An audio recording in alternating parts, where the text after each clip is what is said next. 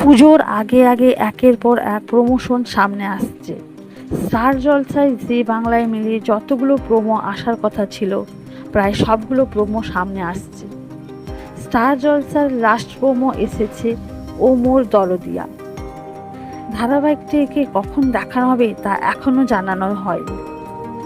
এদিকে জি বাংলায় আসছে আরও একটি নতুন ধারাবাহিকটির নাম তারে ধরি ধরি মনে করি। ধারাবাহিকে প্রধান ভূমিকায় দেখা যাবে অভিনেত্রী পল্লবী শর্মাকে, যাকে এর আগে কে আপন, কে পর এবং নিমফুলের মধুতে দেখা গিয়েছিল। এবং এই ধারাবাহিকে দেখা যাবে রূপ মঞ্জুরির ভূমিকায়, তার চরিত্রের নাম রূপ মঞ্জুরি।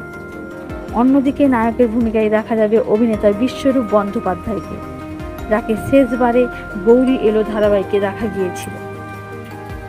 এখানে তার চরিত্রের নাম গোরা। এই প্রথমবার পল্লবী শর্মা আর অভিনেতা বিশ্বরূপ একসাথে কাজ করবে। ইতিমধ্যে শেষ হয়েছে এই ধারাবাহিকের প্রোমোর শুটিং। সম্ভবত পুজোর পরে আসতে পারে এই ধারাবাহিকের প্রোমো, আর হয়তো সামনের মাস থেকে শুরু হবে ধারাবাহিকটি। তবে কোন সময়ে দেখা যাবে এই ধারাবাহিকটি তা এখনও জানা যায়নি। জি বাংলার এই নতুন ধারাবাহিকটি দেখার জন্য আপনারা কতটা এক্সাইটেড কমেন্টে অবশ্যই জানাবেন।